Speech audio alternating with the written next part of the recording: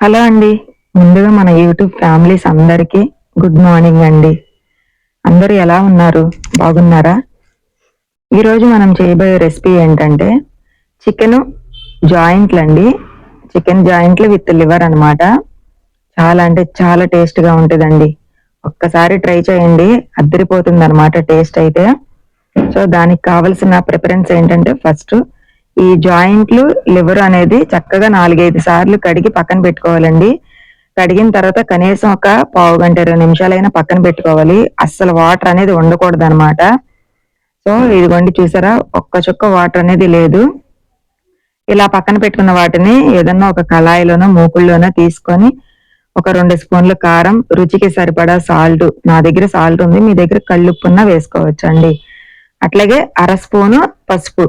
ఈ 3 వేసిన తర్వాత ముక్కల్ని బాగా తిప్పాలండి. మనం వేసిన కారము, సాల్ట్ ఏదైతే ఉందో అవన్నీ ముక్కలకి పట్టాలనమాట. ఇప్పుడు అలాగే కాస్త ఆయిలు. ఒక 3, 4 స్పూన్ల ఆయిల్ అయితే పోసుకోండి. మనం వేరేగా గ్రేవీకి ఆల్రెడీ పోసుకుంటాం కాబట్టి ఇప్పుడు ఇందులో కొంచెం తక్కువగానే పోసుకోండి. ఇలా మొత్తం కలిపేశాక కనీసం ఒక అరగంటైనా పక్కన పెట్టాలండి. అప్పుడే మనం వేసినటువంటి ఈ కారం, సాల్ట్ ఏదైతే ఉందో ముక్కలకి బాగా పడుతుందనమాట. సో, అరగంట తర్వాత మనం ఇప్పుడు కర్రీకైతే ప్రిపేర్ చేసుకుందాం. కళాయి పెట్టుకొని మళ్ళీ ఒక 2, 3 స్పూన్లు ఆయిల్ అయితే పోసుకోండి.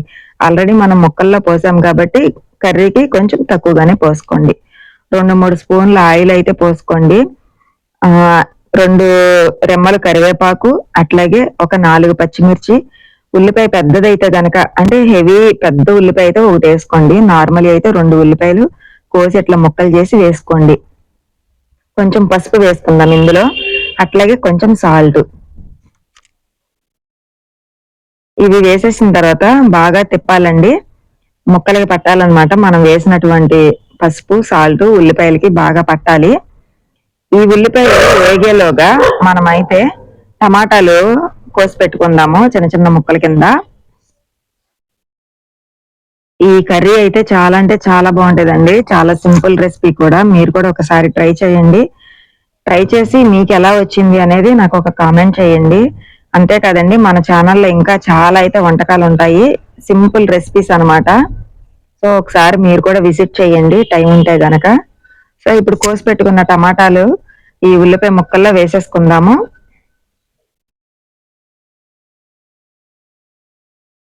అట్లాగే కాస్త అల్లం వెల్లుల్లి పేస్ట్ అండి.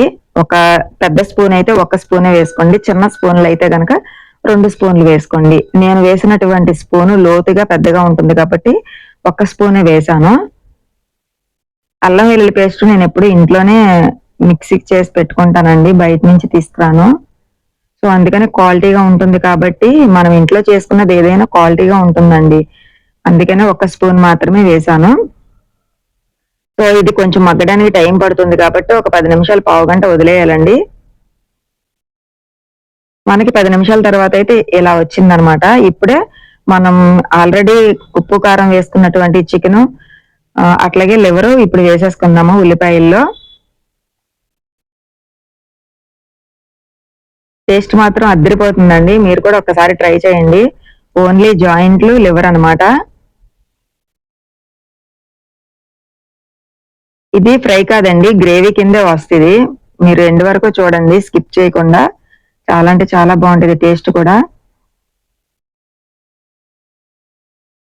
ఇట్లా మొత్తం తిప్పేసుకున్న తర్వాత కనీసం ఒక్క అరగంటన్నా మీడియం ఫ్లేమ్ లో పెట్టాలండి మంట. హైలో అయితే పెట్టొద్దు. హైలో పెడితే ఏంటంటే చికెన్ లో మనం ఎంత వాటర్ ఆ వెళ్ళిపోవటానికి పక్కన పెట్టినా కూడా చికెన్ లో కంపల్సరీ వాటర్ ఉంటుందండి. ఆ వాటర్ అంతా బయటకు వస్తుంది అనమాట. మీడియం ఫ్లేమ్ లో పెడితేనే ఆ వాటర్ అంతా బయటకు వస్తుంది. హై ఫ్లేమ్ లో పెడితే ఏంటంటే మొక్క అనేది మాడిపోతుందండి.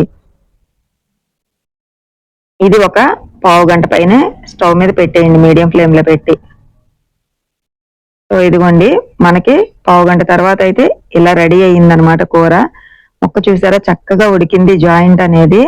ఇప్పుడే దీంట్లో మసాలా కూడా వేసేసుకుందాము. ఫస్ట్ అయితే చెక్క, లవంగా అండి. నేను మిక్స్ చేసి ఇట్లాగా గాజు బౌల్ అయితే పెట్టుకుంటాను. ఒక్క పావు స్పూనే వేసుకోండి చెక్క, లవంగా అనేది. ఇప్పుడు ధనియాల పౌడర్ వేసాం కదా, ఇప్పుడు జీలకర్ర పౌడర్ అండి, ఇది జీరా పౌడర్ అంటారు.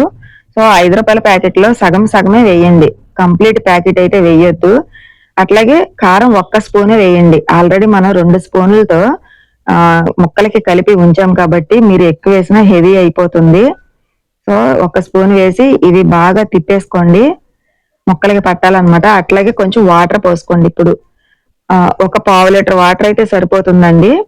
ఒక పావు లీటర్ వాటర్ పోసుకొని చక్కగా కారము మనం వేసినటువంటి మసాలా అంతా కూడా ముక్కలకి పట్టేంత వరకు తిప్పండి. తిప్పిన తర్వాత దీన్ని ఒక 10 నిమిషాలు మూత పెట్టేసి మీడియం ఫ్లేమ్ లో ఉంచండి. మనం వేసినటువంటి మసాలా అంతా ముక్కలకి పట్టి బాగా ఉడుకుతుంది అనమాట.